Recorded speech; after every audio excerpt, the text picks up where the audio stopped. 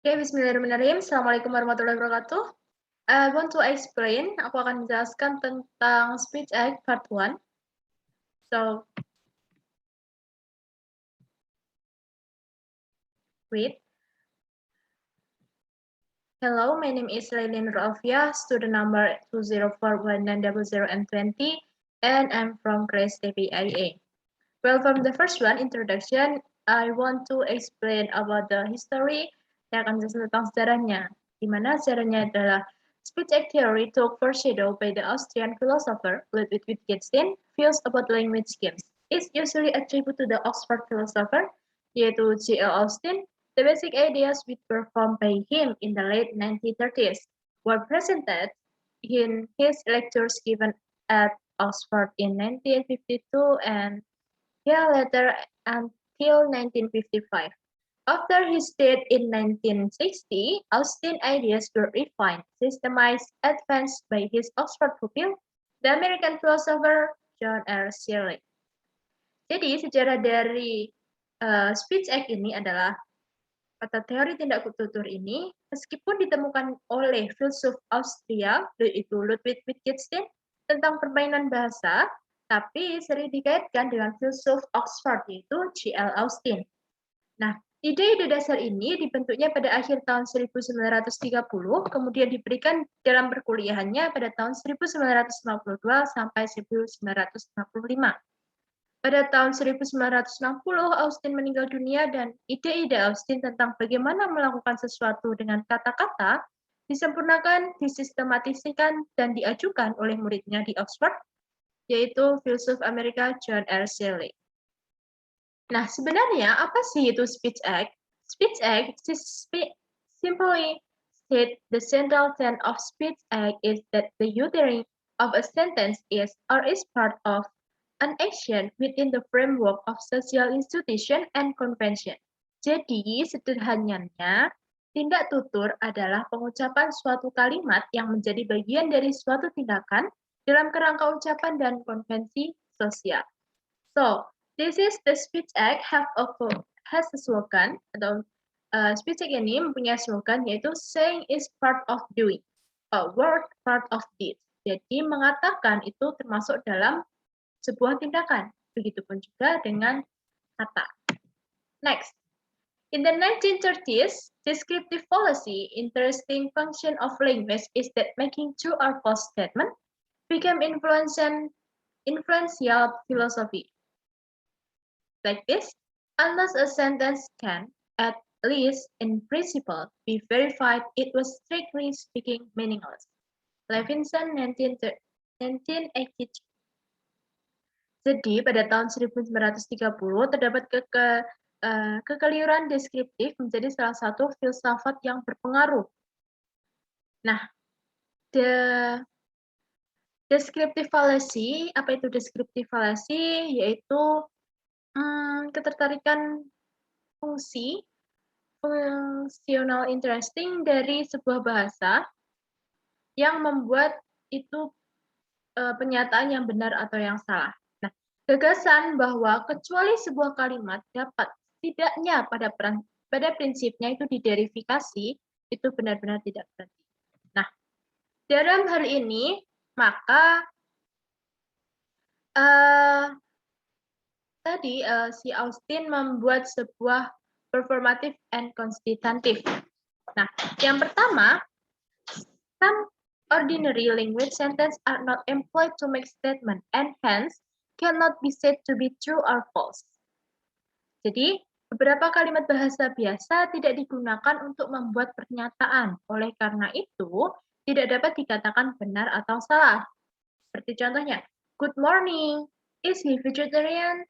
Good evening, good night, something like that. Next, the second, the most important, there are ordinary language declarative sentences that resist a truth conditional analysis in a similar fashion.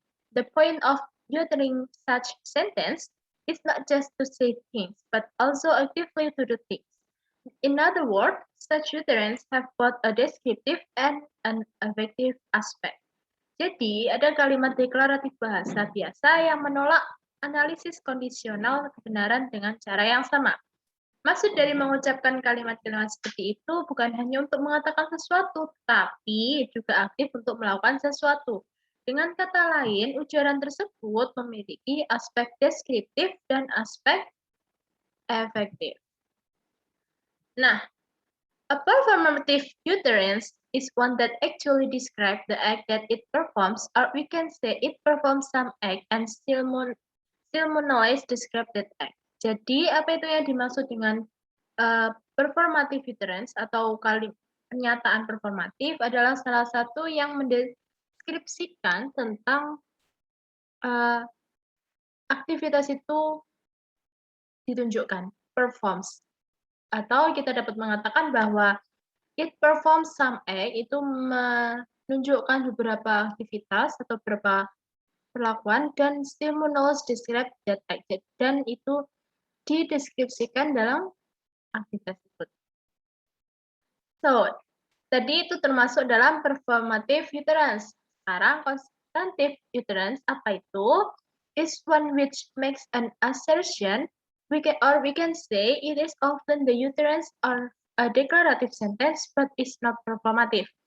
Jadi, constative utterance atau pernyataan konstatif itu merupakan seringkali pernyataan itu termasuk dalam kalimat deklaratif, tapi dia tidak performatif. Tapi dia tidak perform, dia tidak act.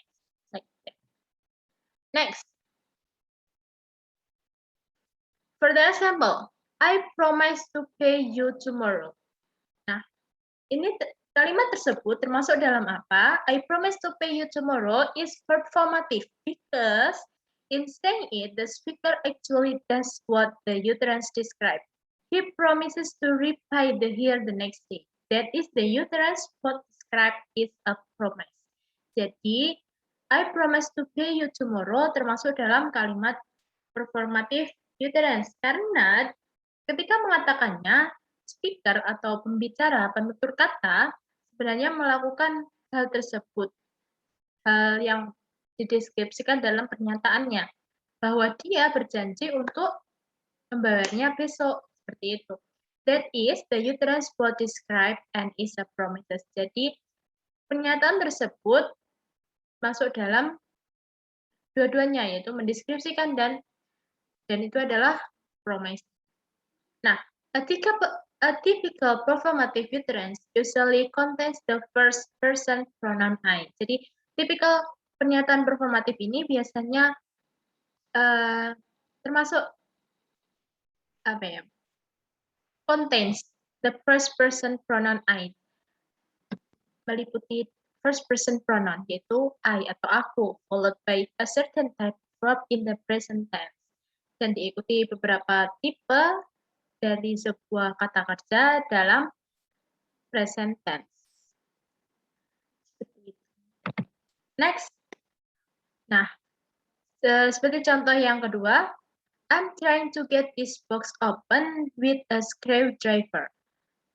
Kalimat ini termasuk dalam apa? Is a constative utterance. Kenapa dia termasuk dalam pernyataan konstatif? Because it makes an assertion about a particular state of affairs, but is not performative. We can say the utterance does not stimulus, describe, and perform the same. Like that. Next. Now, sekarang kita masuk dalam explicit dan implicit performatives. Apa itu explicit dan implicit performatives?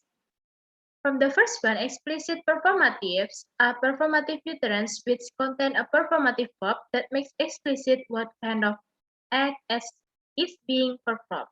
Jadi seperti katanya explicit yaitu yang termasuk dalam being performed, yang perform. Seperti contohnya, I command you to surrender immediately. Aku memerintahkanmu untuk segera menyerah. Next, I sentence you to 10 years in prison. Aku memerintahkanmu untuk dipenjara selama 10 tahun. This is explicit. What kind of act is being performed? Next, implicit. Apa itu implicit? Implicit is performative in which there is no such a verb. Jadi, tidak ada verb-nya. Sample, surrender immediately, leave me alone, or I'll call the police. Something like that. Next, synthetic and semantic properties of explicit performative. Ada 3 tipe. Yang pertama, explicit performative contain a performative verb. Maksudnya adalah performative explicit mengandung kata kerja performatif, seperti yang saya katakan tadi. Yang kedua adalah the performative nature of such a verb can reinforced by adding the adverb hereby. Nah, maksudnya sifat performatif dari kata kerja tersebut dapat diperkuat dengan menambahkan kata keterangan hereby atau dengan ini. Yang ketiga, explicit performatives occur in sentences with a first-person singular subject of a verb in the simple present tense, indicative mode, and active voice. Maksudnya, performative explicit ini terjadi dalam kalimat dengan subjek tunggal atau orang pertama dari kata kerja dalam simple present tense, indicative mode, dan active voice. Nah, contohnya, I hereby pronounce you husband and wife. I hereby pronounce you husband and wife. I termasuk dalam tipe yang pertama, dengan hereby termasuk dalam tipe yang kedua, dan you pronounce you husband and wife masuk dalam simple present tense. Next, some exception, beberapa pengecualian. Apa itu? We suggest that you go to the embassy and apply for your visa in prison. Maksudnya, kami menyarankan Anda pergi ke kedutaan dan mengajukan visa Anda di penjara. You are hereby warned that legal action will be taken. And passengers are hereby requested to wear a seat belt. Nah, notice next that performative verbs can also be used descriptive. In this usage, they behave like not performative verb. For example, I baptized John baby last Sunday. Saya membaptis bayi Jones minggu yang lalu. You are always promising to do housework, but you never do it. Anda selalu berjanji, kamu selalu berjanji untuk melakukan pekerjaan rumah, tapi kamu tidak pernah melakukannya. Nah, hal ini, they behave like non-performative verbs, but actually, the text is performative. Text use performative verbs. Next, the performative hypothesis. The basic idea of the hypothesis is the underlying every sentence there is hidden matrix performative clause of the form given in. I hereby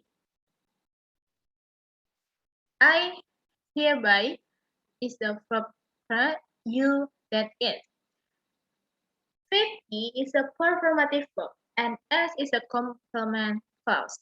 The performative verb which is indicative mode, active voice, and simple present tense. Jadi kalimat tersebut termasuk dalam performative verb, indicative mode, and active voice, dan juga masuk dalam simple present tense. We'll always make explicit what is implicit.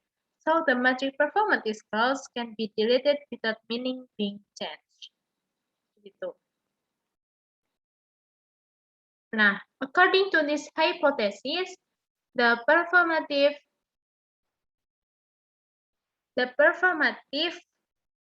matrix clause in the deep or underlying structure of A, yaitu stand up, shows overtly in B, yaitu I hereby request that you stand up, or I hereby order you to stand up. Jadi yang pertama itu sebuah kata saja, sebuah pernyataan utterance. Nah, untuk yang B itu lebih deeply, lebih underlying structure. Nah, there's the other sample. You are stupid cow. Now, form A is most naturally interpretable as an insult, but contrarily, this is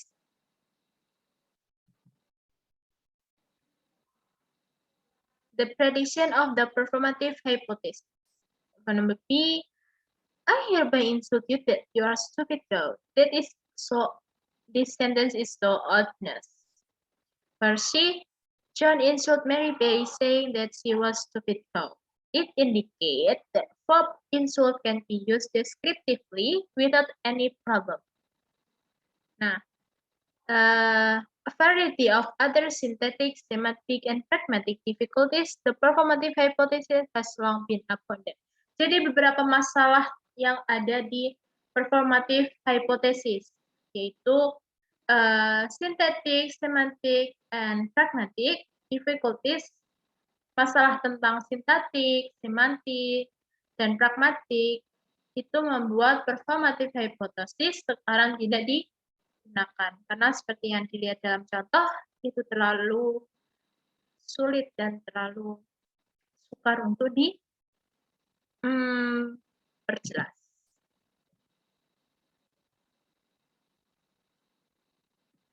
Next. Wait.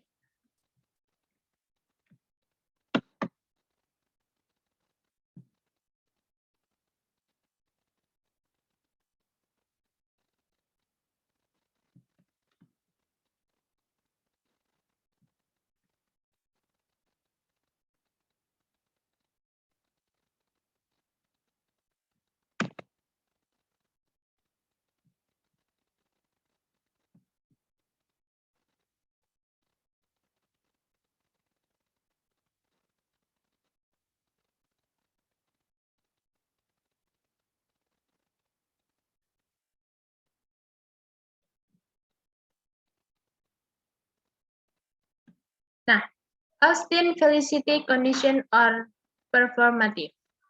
It makes no sense to call a performative true or false. Nevertheless, Austin noticed that for a performative to be successful or felicitous, it must meet a set of conditions. A. There must be a conventional procedure having a conventional effect.